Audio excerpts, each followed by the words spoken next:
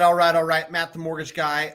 On a Tuesday, usually I'm running these live stream Q&As on Mondays, 3 p.m. Pacific Standard Time. Yesterday was a holiday, so we spent that barbecuing with family and friends. And here I am live on a Tuesday. Hopefully some folks jump on. I've got some cool data and insight to share as a mortgage broker who's got hundreds of real estate agent conversations on the daily. I feel like I've got some insight into what's going on in the market, a little bit about, buyer psychology, things that buyers are telling me to my face. Where the heck did my screen go on my side?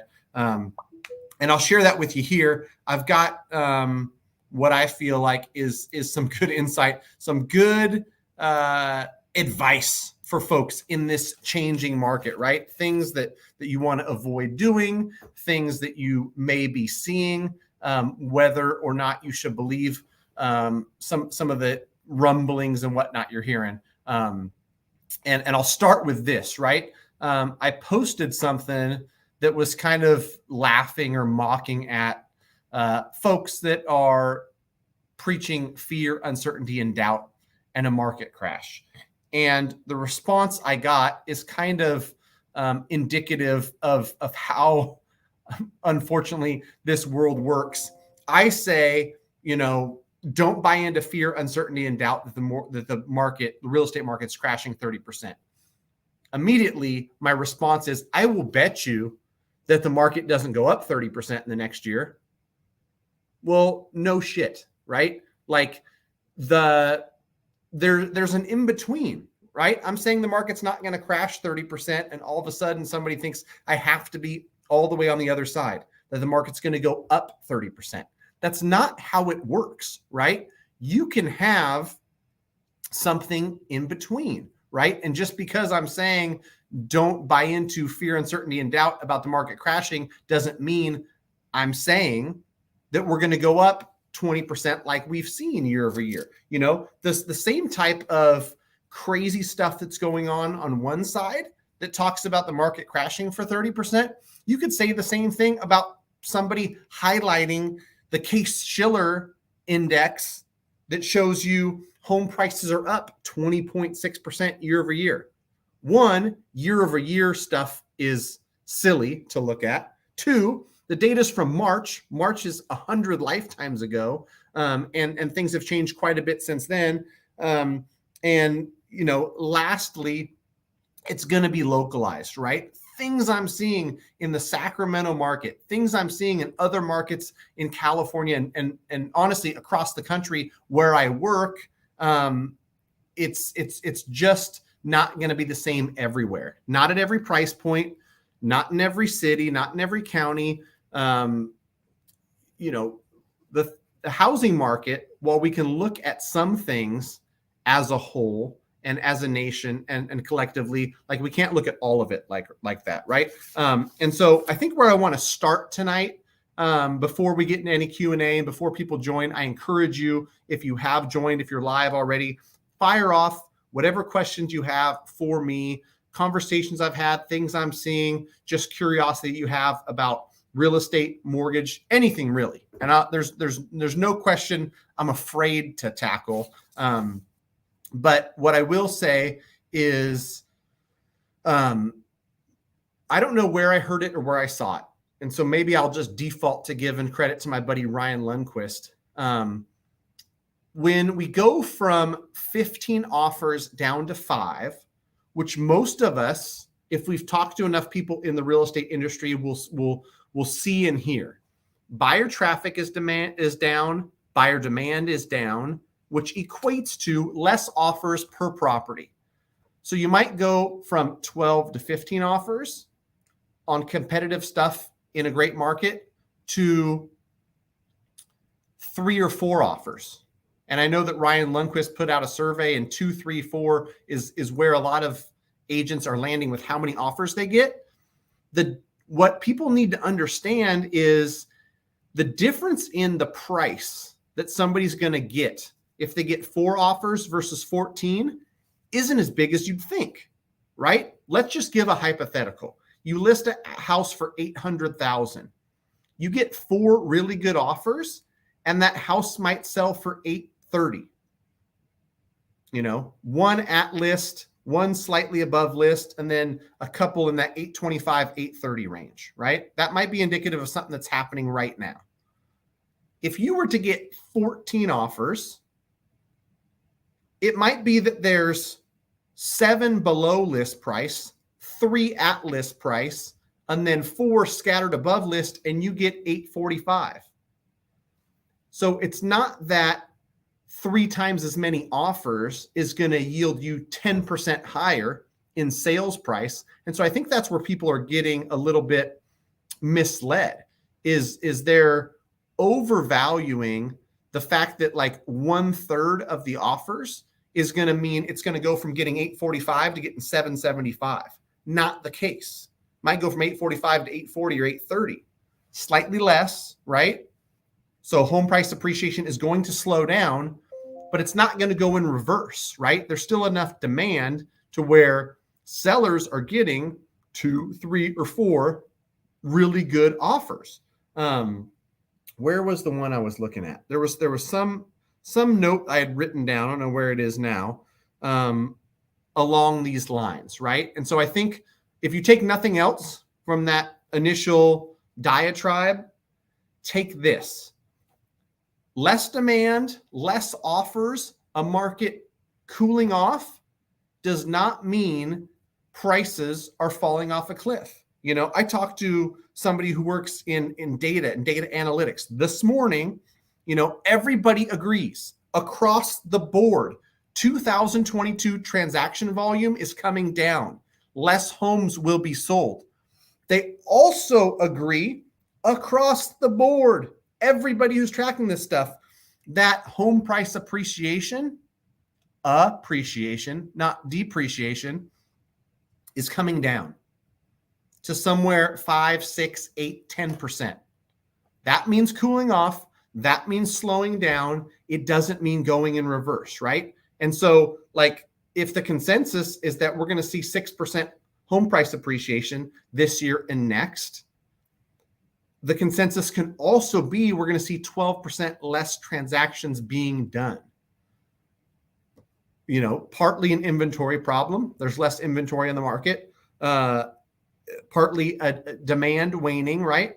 Different things contributing to it, but less transactions and, transaction volume going down does not equate to home prices going down as well. I don't know how many different ways that can be put, but people don't seem to understand it, right?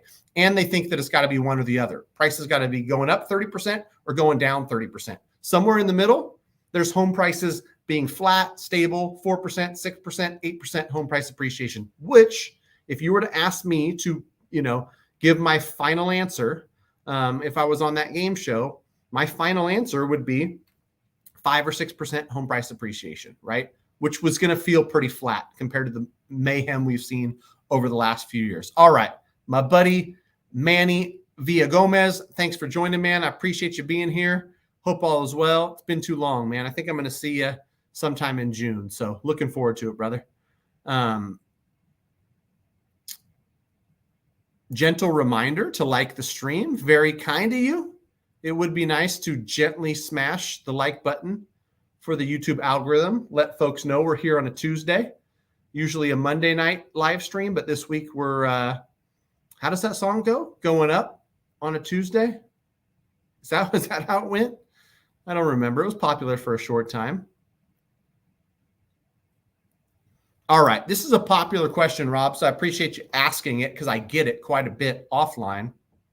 Do you recommend using a HELOC on an investment property to purchase another rental? Also, do you know any banks that will do a HELOC on a manufactured home investment property?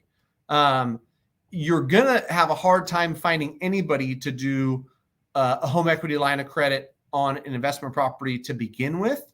You're going to find it even harder to find someone that's going to do it on a manufactured home. If it's a manufactured home on a concrete foundation, then you might have a chance. If it's a manufactured home in any other state, where it's not on a concrete foundation, if it's got wheels on it, you're going to find it a lot harder. But I'd love to hear from folks. Shoot me a message if you found a company that's offering home equity lines on investment property, I'd love to call and talk to somebody and be able to refer out to somebody who knows what they're doing and can do a good job, because most all my small community bank connections, my HELOC connections, and even the stuff that I can broker out home equity line wise, won't do it for an investment property. If they do, I know from what I've heard and seen, it's going to be capped relatively low on loan to value, probably 60 or 70% max. So I would, yeah, I'd poke around, talk to some folks, and then do your due diligence, right? Because it's not a very popular product, right? It's pretty risky if not just from your side, but from the bank side as well, right? And so I guess if I were to answer your question about do I recommend it, it would be on a scenario basis. And it's like, well, what is that doing to the cash flow on that property? What type of risk are you taking on by taking on a HELOC on this investment property? You know, for any risk you take, the upside and the benefit better outweigh it, meaning you've got a great opportunity to get a great property at a great price that's going to cash flow a great amount. And when it comes to home equity lines of credit, have a really good plan in place to pay that thing off in a relatively quick fashion, because most of those things are going to be adjustable. And we know what the Fed's doing with interest rates. We know what those adjustable rate mortgages are going to do. They're going to go up. I can guarantee you that, right? At least for the rest of this year.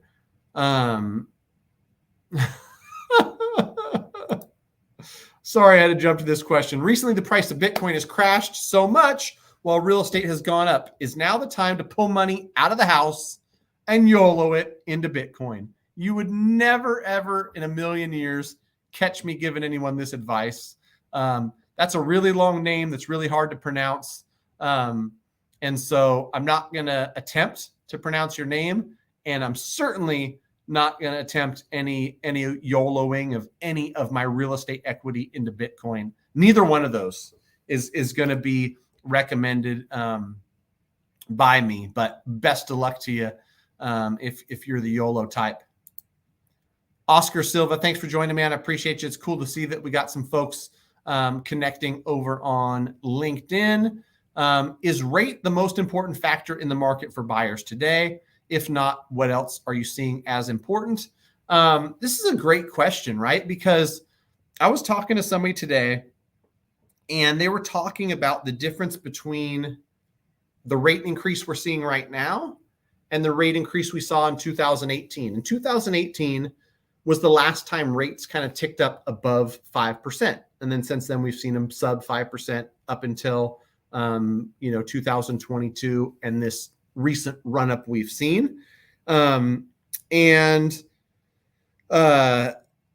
volume in transactions is up when you look at today versus 2018.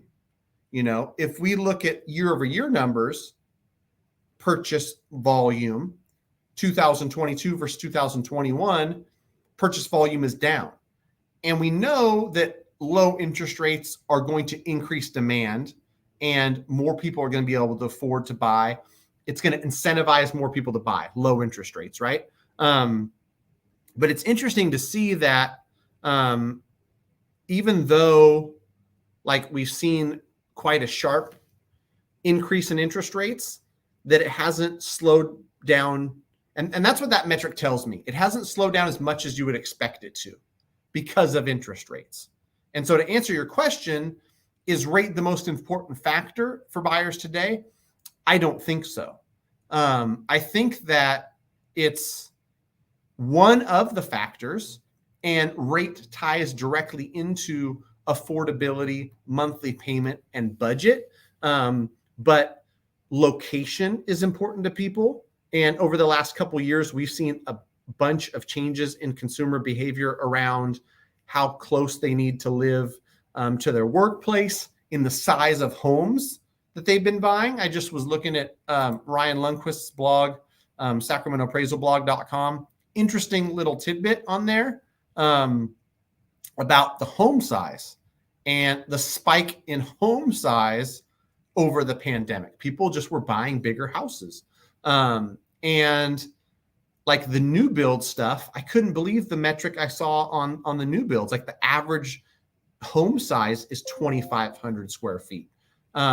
So, there's a lot of important factors in the market today, Oscar. And I think that, buyers, if they ask me what they should be considering, get yourself in a financially stable position where your budget, what's comfortable, where you want to live, what size house you want, what area you want to live in, school districts and all that stuff, and then go from there. It's not going to, whether you're buying it as an owner occupant or whether you're buying it as an investment property, rate isn't going to determine whether it's a yes or a no.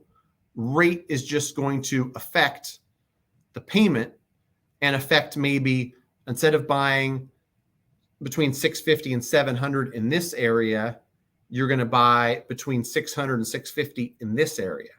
Or instead of buying between 650 and 700, a 3.2, you're going to buy, a 2.2 in this area for 600 with the intention of making that a rental property in the future. I don't know. A lot of stuff goes into it, right? But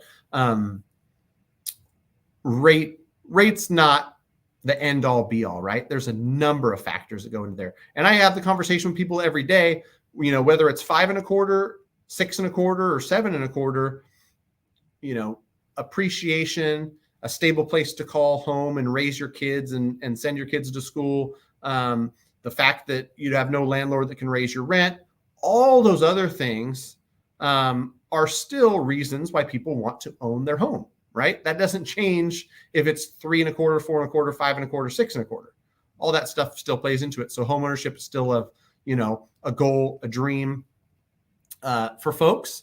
And it's, rate is not the only thing that folks are thinking about. It seems to be pretty popular in the news though, right? Anyhow, that's it. All right, Rob. Yeah, back to the home equity line of credit on an investment property. Bunch of equity in an investment property. Don't want to 1031 it for something else. Depending on your current terms, you can look at a cash out refinance. It might be a more stable payment and a safer thing to do than a home equity line of credit that can adjust.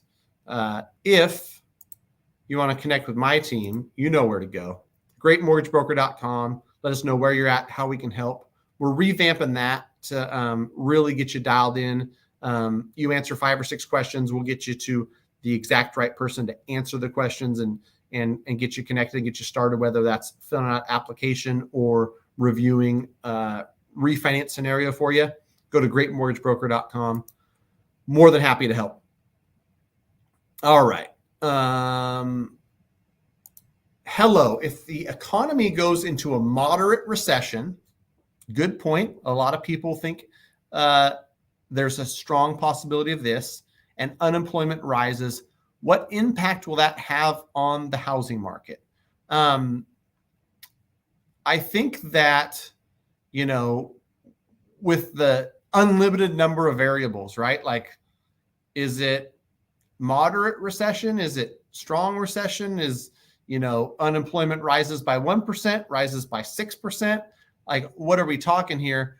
I think that one area where I'm almost sure of what I could say would happen if we enter into recession, and a lot of, folks in the mortgage space, whether it's mortgage executives or, data analysts or whatnot, will tell you if we enter into a recession, if the Fed policy that is smashing inflation, raising the Fed funds rate, pushes us into a recession, what we will see in 2023 or beyond, when we're trying to pull out of recession and stimulate economy, is more like what we saw in 2020 and 2021 with Fed policy that quantitative easing type things that are going to lower mortgage interest rates. So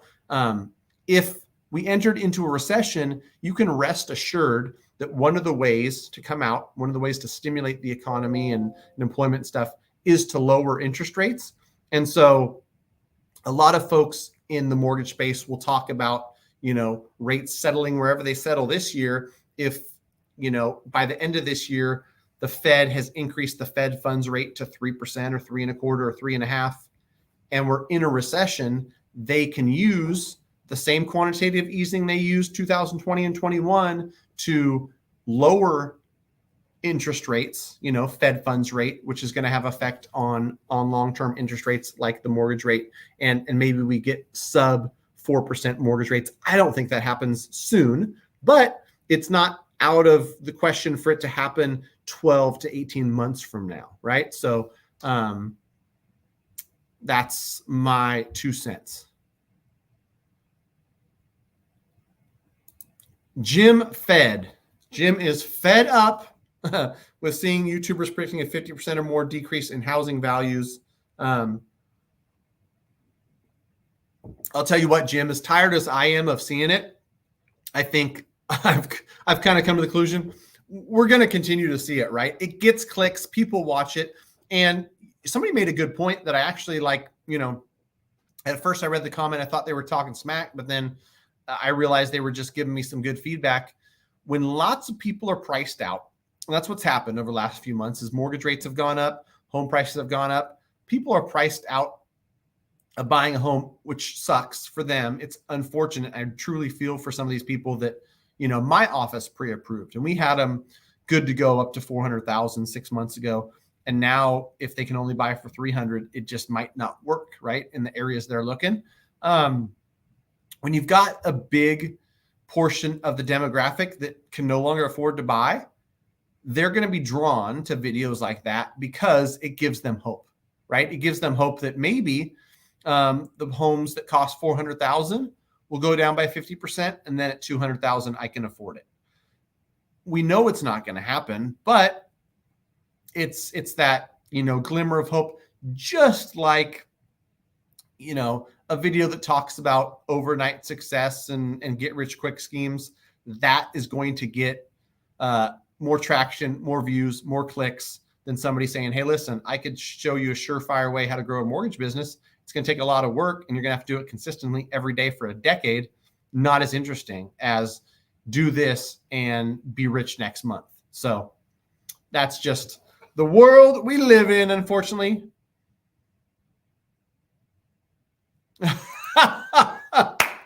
Oh man, you know what's funny, Bandit, is stay tuned to Zuber, because we're gonna have a conversation tomorrow. And I love that. I love Zuber. I don't always agree with him, and so tomorrow, I am sure is going to be an interesting conversation, because he, I didn't even get to watch all of it, but the flip flop. If he's talking market crash, we're going to have a great conversation. Two friends that respect each other a ton with differing views, right? Because I'm more convinced than ever that we're not going to see a housing market crash. I probably am more convinced now than I was even a month ago. A month ago, you might have caught me saying, hey, listen, a 10% decline in home prices wouldn't surprise me, even up to 20% wouldn't surprise me, even though I truly feel 22 and 23 is going to be more of a flattening, a 0 to 5% home price appreciation. I don't see that. And one of the things that I'm going to bring up tomorrow, and he'll probably publish it tomorrow night or the next day, or who knows, maybe I offend him. He never publishes it at all. Highly unlikely, because we're buddies, and he's the type of guy that'll listen to, all points of view, especially from people he likes. There's so much money.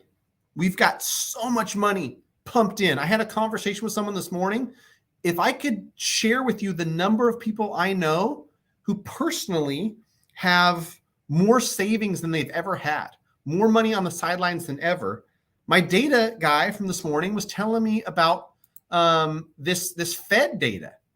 It's like some H8 release they put out every week, where the Fed like literally releases assets and liabilities of all banks in the US. It's like something that the banks have to do, right? Deposits, assets are higher than they've ever been. And I can tell you that with all this money floating around with no place to go, chasing yield, whether that's buying businesses, investing in real estate, no matter where that money is going, it's sitting and it's parked. And if you see any bit of decrease in home prices, knowing what I know about real estate, knowing what I know about how most anybody from institutional investor to small time guys like me to somebody buying their first property, people understand that real estate is a safe long-term investment.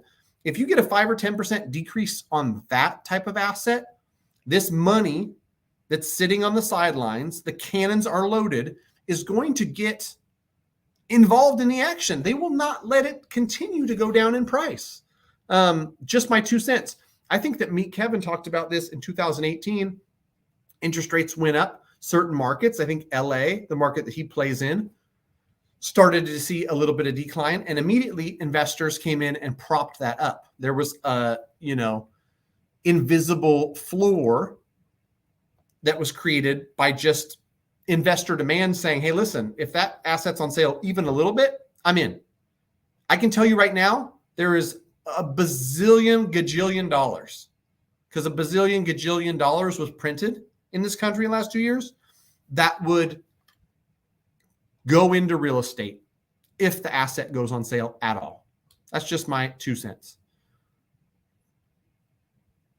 Are you seeing more ARM 5-1 loans rather than the fixed loans lately? Would you recommend that? ARMs in whole, whether it's a 5-year ARM, a 7-year ARM, a 10-year ARM, all of that stuff, make up about 11% of the mortgage market.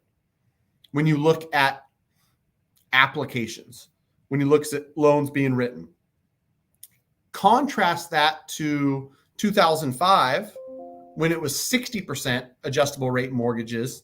It's still a small fraction of loans being written today. But if you ask, am I seeing more? Yeah, we went from 3 or 4% to 11%. That is an increase. And it's going to happen anytime you see increase in interest rates, because people start seeing 5.25 and they go, oh, can I get a 4.25 on a 5-year ARM? Maybe I'll look at that. I'll tell you, Bravo guy, when you ask, would I recommend that? This is very scenario specific. One thing I'm going to say is you got to be sure of your game plan, whether you're leaving, selling, refinancing, whatever the case may be. On a 5-year ARM, you've got a plan to get out in 4. On a 7-year ARM, you got a plan to get out in 5 to 6 or less. You have to consider, if the plan is to refinance, don't just say, I hope I'm going to refinance. I want to refinance. Do I have income in place where I'm going to qualify for a mortgage 5 years from now? Somebody who's really financially stable, money in the bank, great income that they expect to continue. They're buying a $1.5 million property, putting $500,000 down and borrowing $1 million. If they can get a rate that's 1% lower on a 7-year ARM versus a 5-year or versus a 30-year fixed, that 1% difference could save you $10,000 a year. Quick math, right? 1% on $1 million is 10 grand.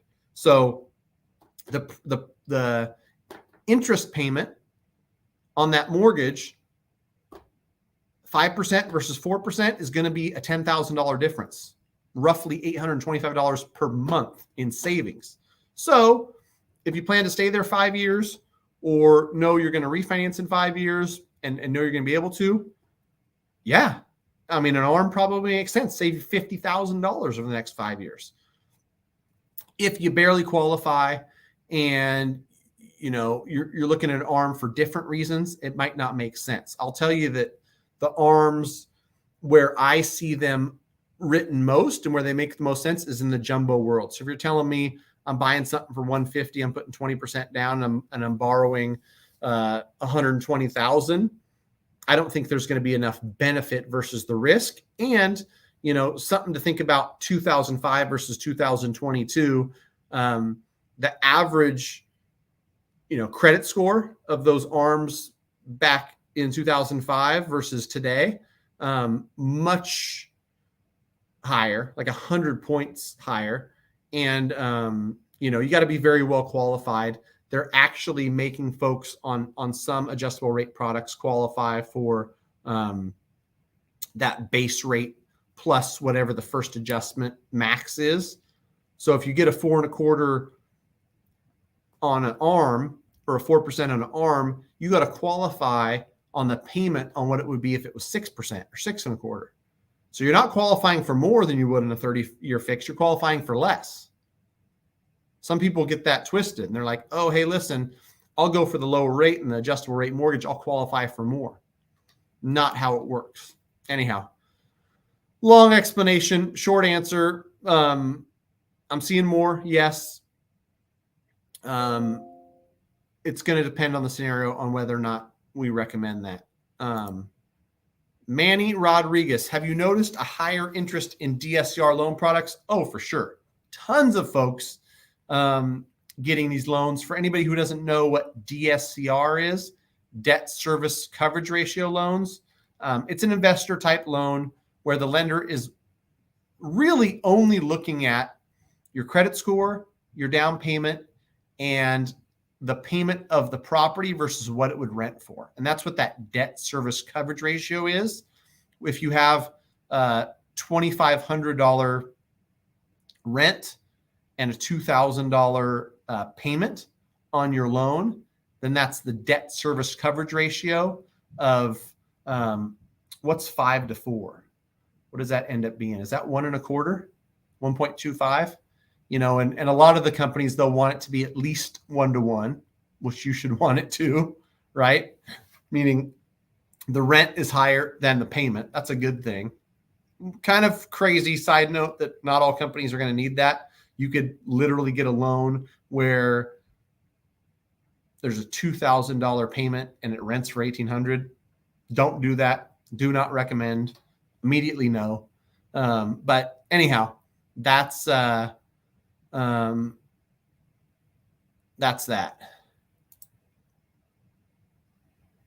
B-Quez, what's up? How you doing? Thanks for coming by. I appreciate you. Appreciate anybody who's stopping by. Again, live stream every Monday, 3 p.m. Pacific Standard Time. I should have a banner that I could put across the screen that talks about that because I'd love to get folks who join, invite their friends every Monday at 3:00, just like your favorite TV show, just like we all gather around the TV to watch Wheel of Fortune at 7:30, whenever it comes on. It'd be cool to have folks join. And today's a special day because yesterday was a holiday, but I told you guys I would answer any question, and that includes this one from my buddy John Doe. Growing up in Sacramento, did you ever come across a kid in a wheelchair with a pet alien? I'm racking my brain, John, and I just do not recall coming across a kid in a wheelchair with a pet alien. Thanks for asking, though, man. I appreciate you. Hey, Matt, how do you go about tying up with realtors? Please clarify here. By tying up, do you mean like doing business with, having them send me clients to pre-approve? That's what I think about when I think about tying up with realtors. Tying up, like partnering up? I think that's what this means. Let me know. Clarify this question, and I'll be sure to answer it. While we've got a little break in questions, I don't know if I brought this up last week, but I think it's worth telling here. And really important when it comes to refinance. We are in an interesting time where refinance volume is down 76%. Lenders are doing some weird things around refinance. I got a stat that January of 2022, rate and term refinances, the average points being paid was 0.5. Today, it's 1.2 points. On cash out refinance, average points being paid in January was 0.6 points, and today it's 1.4 points. Some of that can be attributed to mortgage rates going up. Some of that can be contributed to, rate buy down that makes sense. But I guess my public service announcement here is make sure that you're getting loan advice from qualified mortgage professionals who have your best interest in mind.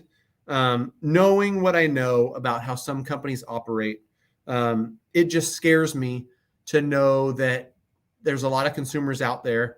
Unfortunately, like the data shows it, this isn't me just guessing. Buyers with lower credit scores, buyers with less incentive to refinance, are out there refinancing. In April, Quicken Loans, on their 30-year conventional product, this is data that I have access to, 60% of the new production in April was cash out refinance. There's no real good reason why so much of their business should be cash out refinance. Unless, and I say unless, but I know the answer, they're targeting folks with lower credit scores, less financial education, who, are really like negative incentive when it comes to current terms on their loan, current interest rate versus new, especially if there's no good plan for that money, right? And, to give an example, if you're sitting in a mortgage that's got a 3.25% interest rate and you want to spend $11,000 fixing the roof or $13,000 for anything really, and your new rate's going to be 5.25%, and you've got a low credit score, so a lender's going to charge you 2 points for that 5.25%. I highly advise you to get a second opinion. We'd be happy to help. Go to greatmortgagebroker.com. Let us know where you're at and what scenario you're looking at. If it's not us, fine. Have it be somebody who has your best interest in mind that can look at it and go, listen, this doesn't make any sense. Why are you pulling out $11,000, increasing your payment by $440? Well, when I talked to them, they told me that, I do this loan, I pay off this debt, and my credit score is going to go up, and then I can refinance later. And not when you're adding $14,000 in costs with that loan to get that $11,000 and raise your, bad stuff. Anyhow, I've gone down that rabbit hole far enough. Just get a good second opinion. That's all I'm asking.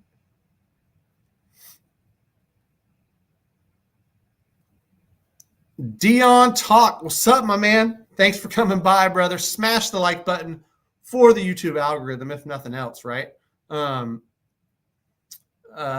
Samit Balls, having them send clients over, especially in the current market. This is a great question. And, this is a question specifically for loan officers. I'm glad that I've got loan officers joining here. The best way to get folks to send you business is to prove to them that you are a valuable partner. I had a really interesting conversation earlier today. I don't want to say too much because I don't want to necessarily, I can't say too much. Great partner chooses to send me business instead of another established relationship because of how me and my team operate, because of how thorough we are with pre-approvals, because of how we educate and, deal with clientele. I think there's no real substitute for that, Samit. You can market, you can make 50, cold calls per day. You could do a lot of stuff to get in front of a lot of realtors. At the end of the day, the ones that are going to turn into recurring income, recurring and sending clients month after month after month, are going to do so because of that the product that you deliver, right? And all of us are in, the business of delivering the best client experience possible. It gets you more referrals from your clients. It gets you more referrals from your referral partners. I like to tell agents that best in class client experience not only ensures that, we're going to get repeat business from them, but that agent is going to get more referral business as well. Because whether that agent likes it or not, the loan experience and the client experience they get going through getting a loan is going to reflect on the agent. So if it's a crap process with a crap loan originator that takes 44 days to close, that agent is less likely to get a referral, even though they didn't do anything wrong, right?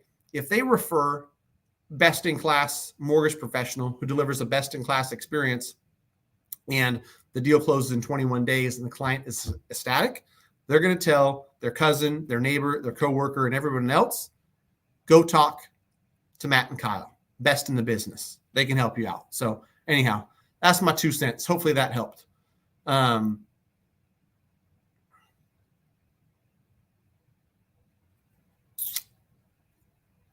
What's up, Don and Bev Perkins? Thanks for joining. Are you still seeing jumbos less than GSE conforming? Yeah, a little bit earlier, I talked about jumbos being 11% of origination. So they're nowhere near what the conforming stuff is as far as volume. It's interesting because it's 11% in apps, which make up 19% of loan volume, just because jumbos. Oh my gosh. Okay, rewind. I'm talking about ARMs. You're talking about jumbos. Forgive me. More coffee.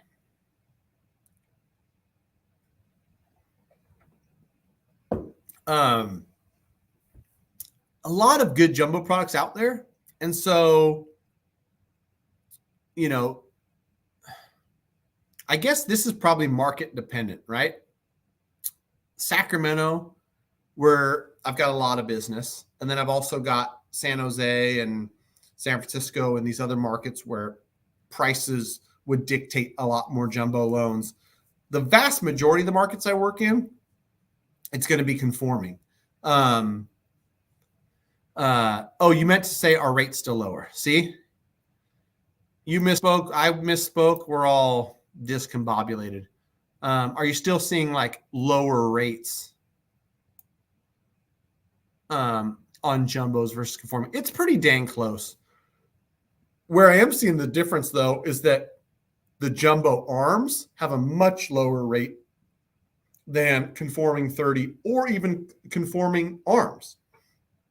Jumbo ARM space is a space that, for whatever reason, more lenders are more aggressive in offering. If you put 20% down jumbo versus 20% down conforming, those rates aren't that far off. The most aggressive jumbo stuff is almost neck and neck with the conforming stuff. But the ARM is where I see the bigger difference. So maybe in my head, I knew that I was moving towards ARMs. Hopefully that clarified it. Is there much HELOC second loan options if you don't want to reset first? I'll tell you something, and this is going to be breaking news, and I'm not going to say too much about it. Over the next quarter or two, there is going to be an explosion of home equity line of credit products available. I know this from, banking institutions to wholesale lenders, everybody has something in the works. Kind of similar to where 6 months ago, there was nothing in regards to cash offer programs. And now there's a dozen of them. There's a lot of HELOC products now, but it's going to pale in comparison to what's coming. I know it's coming because I know enough, behind the scenes executive talk is talking about how do we fill this consumer need and desire for home equity line of credit in a market where, the average, I heard this term, average incentive of the universe, meaning like the average buyer's loan versus where current rates are is now more than 200 basis points off. Average loan, 3%, current rate, 5 3/8, whatever it is, it's 230, 240 basis points off. With that being said, HELOC makes a lot of sense for a lot of people. Rest assured, the people that are doing the lending understand that, know that, and creating products as we speak to fill that void in the market.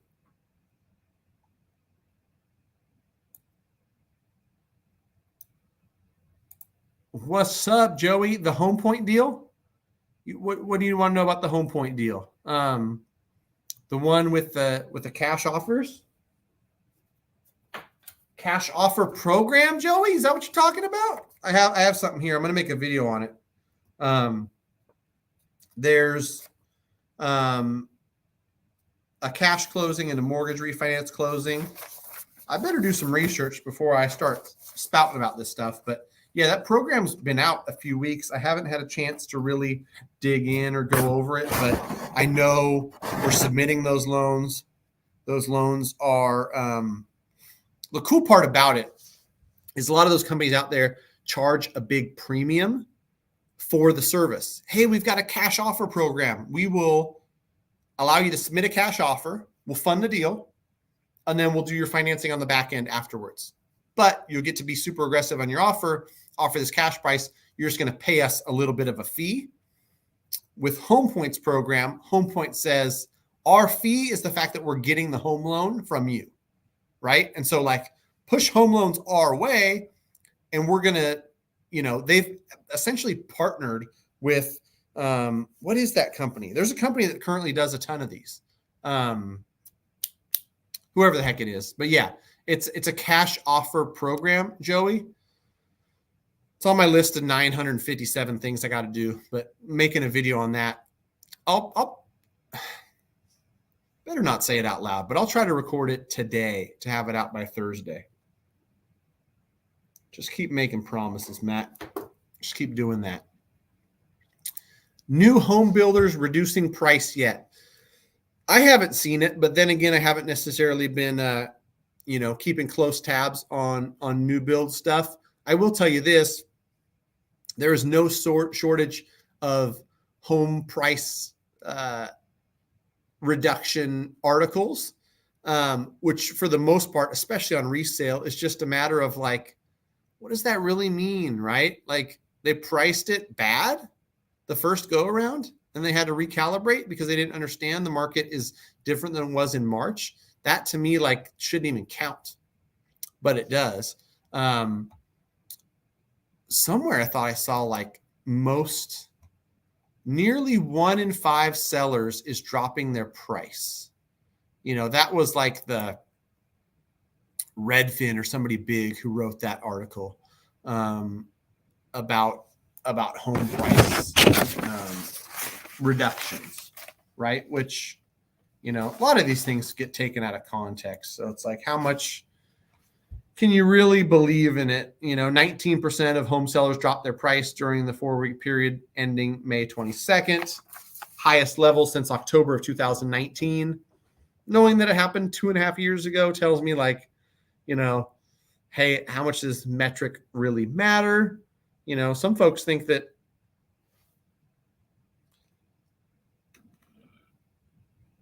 here's a good metric. Fewer people search for homes for sale on Google. And whatnot. So anyhow, yeah, I haven't seen it yet. I'm not going to be surprised if we do though. All right. New comments. Liz Cerda. Hace 17 años viví en México, en Querétaro. Pues yo hablo español.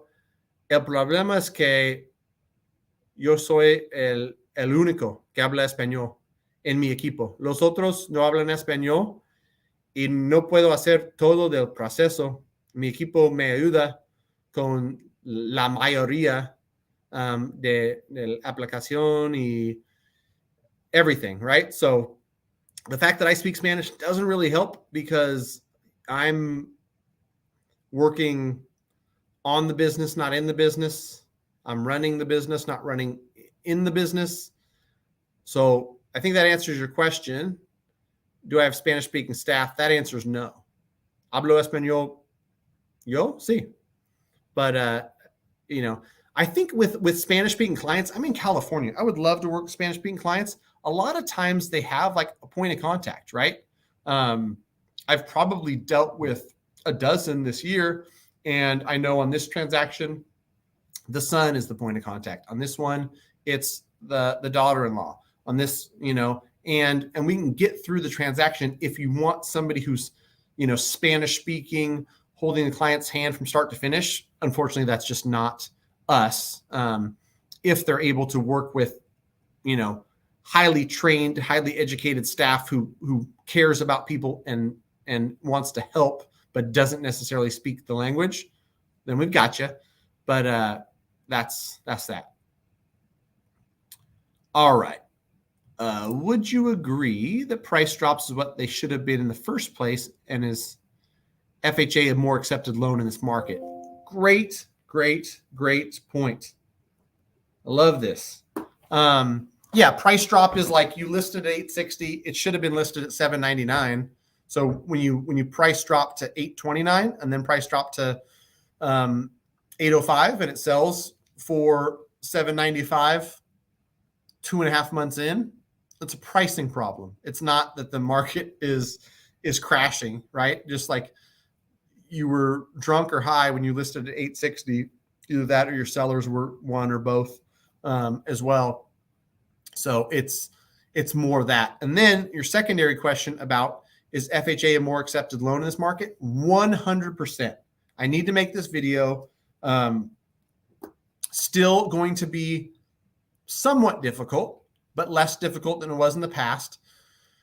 At least a handful of FHA clients we've got accepted over the last few weeks. And I guarantee you Q3 and Q4 of 2022, more and more FHA stuff is going to be accepted. I would love to see, and if anyone in the administration is watching, listening, and you're all for, certain demographics having a fighting chance in this market, we know that first-time home buyers, we know that lower credit score, lower income buyers are using FHA loans. Maybe we drop FHA mortgage insurance to 0.5 or 0.35, make those loans even better, make it even easier for them. But as far as can they get accepted, go from 15 offers to 3, they're entertaining us, right? Go from, everything selling within 4 days to stuff sitting on the market for 3 weeks. They go and listen. So yeah, FHA buyers have a chance. I like it. Hey, what's up, Matt Cook? Yeah, I think it's a 1% fee. It's different though. I think different companies have different fees, and there's more than one company. But yeah, if it's a $500K purchase and you're paying a 1% fee, you're paying $5,000. Whereas a company like Home Point is just going to say, send us the deal and we'll waive that. And so, we can do that same cash offer program there. I'm going to make the video. I'm going to help anybody who wants to use that cash offer program. But my gut tells me that we're shifting towards a market where that program isn't necessarily going to be as utilized or needed as it was over these past 6 months, right? Or maybe, these past 18 months, where it was really, really competitive, uber competitive. Cash offers, even though they only made up 15% of the market in my local market, still were something, right? And in some markets, it might be 20 or 25%. Having this as an option is great. I just don't know if it's necessarily going to be needed. Regarding primary residence home equity line of credit, After obtaining the line of credit, can you then turn around and rent out the property? How long until it's safe? I think I would check with whoever's writing those.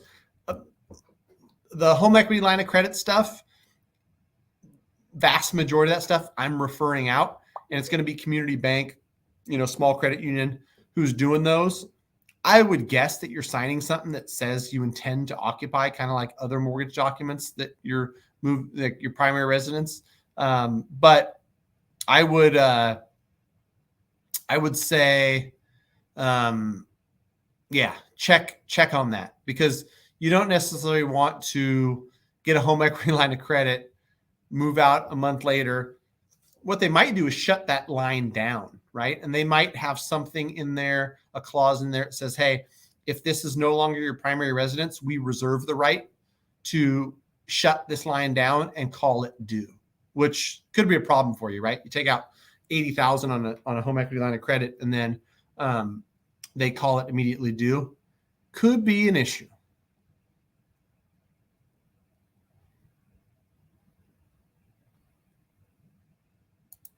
Eccentric.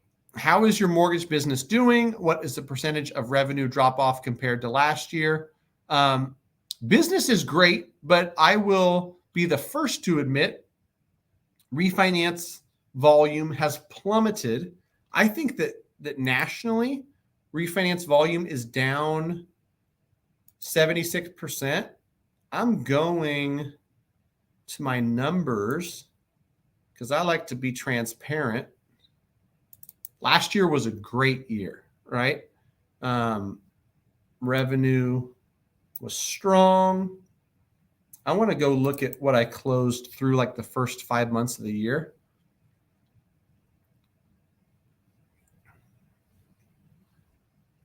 Closed a lot of deals.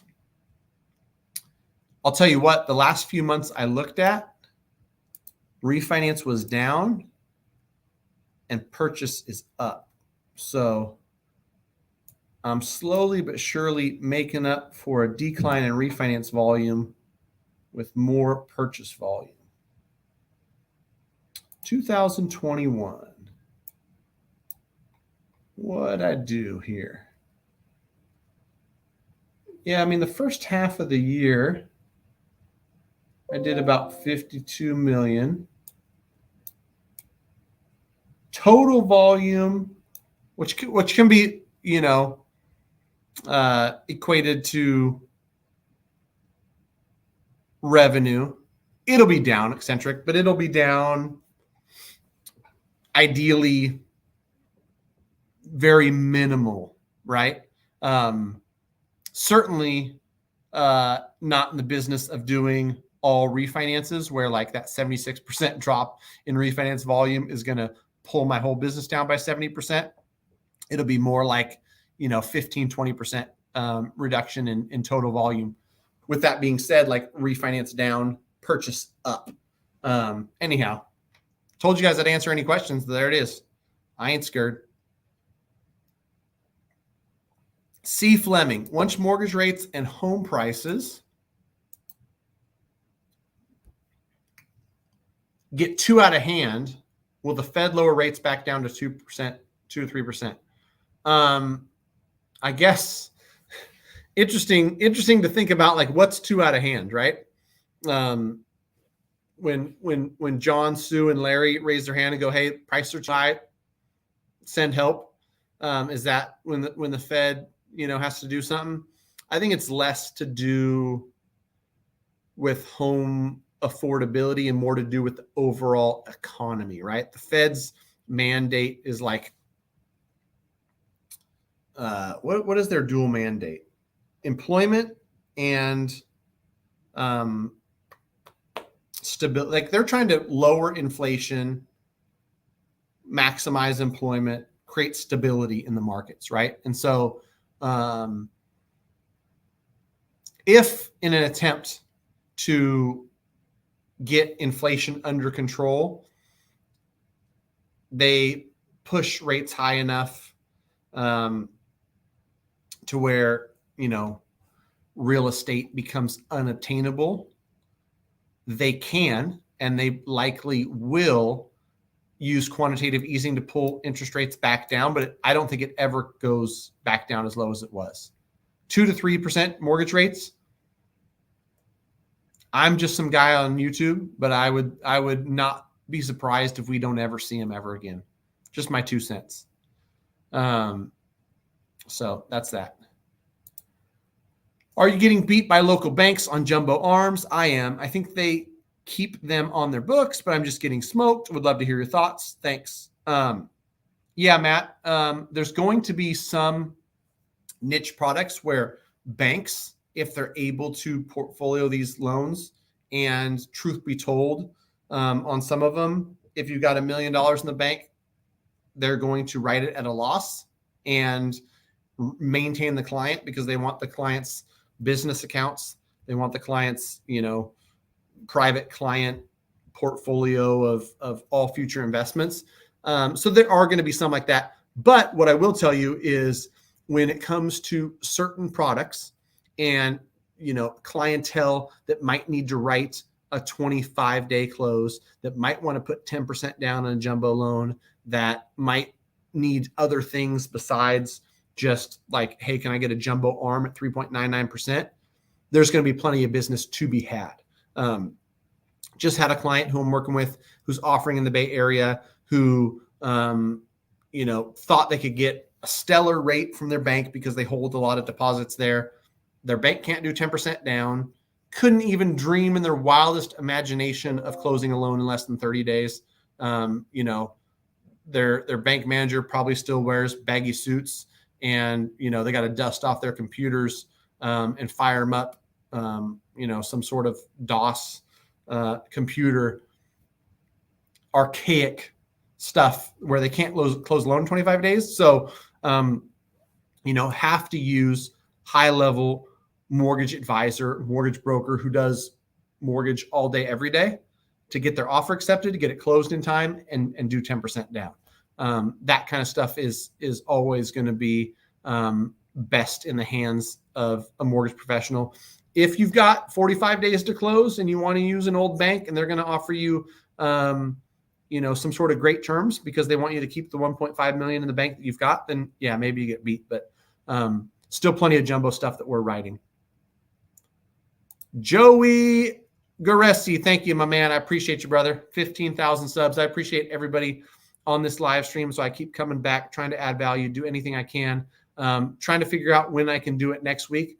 Not sure if Monday's possible, but I'll be on when I can. I appreciate everyone who jumped on today. Cool to see that, it was a different day than normal, but we still got, 50 or 60 people on live. Hopefully folks that check this on the replay find value in it too.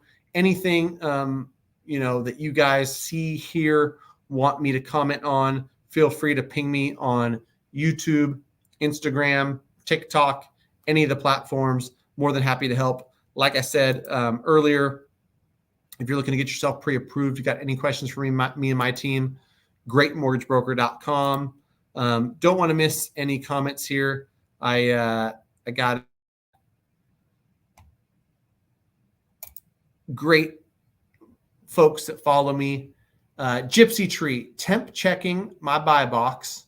Inventory's up, days in the market is up, number of price cuts is up, liking this trend. All right, yeah, keep us updated. Let us know where you're looking, what you're seeing. I think that it's going to be interesting to watch. And if you're an investor, there's going to be opportunity, mostly because people just don't move fast enough, right? People are just behind the times.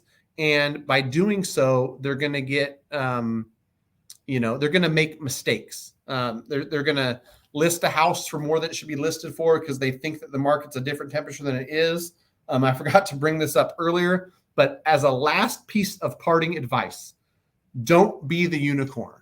Ryan Lundquist's blog, he mentioned this, and it was just pure friggin' gold. Go to SacramentoAppraisalBlog.com. Check this guy's stuff out. He he talked about not being the unicorn. He had a conversation, it sounds like, with either a buyer, probably their agent, probably not the buyer, because buyer might not admit this. But in a market like this, where not every price is going to get, or not every house is going to get 17 offers and go 50,000 above ask, it's more important than ever to work with an agent who knows what they're doing, right? And who really is in the market and has a good finger on the pulse and can call the list side, say, hey, listen, we're thinking about writing an offer. Where do you think we need to write at? What have you got so far? So on and so forth, right? The don't be the unicorn advice is this buyer submitted an offer 70,000 above list price and got their offer accepted. They were the only offer. So they were the unicorn. What if they offered list price and nobody else offered on this home? Could they have got it at list price? Maybe. I mean, maybe it was early enough to where other stuff would have trickled in 20, 30,000 above. We don't know that, right? But what I do know is that the best agents are not going to advise their client to write 70,000 above list on a home that's got no other offers, and essentially be the unicorn. So parting advice from my buddy, Ryan Lundquist, SacramentoAppraisalBlog.com. Don't be the unicorn. Thanks for watching, folks. Until next time, we gonna see.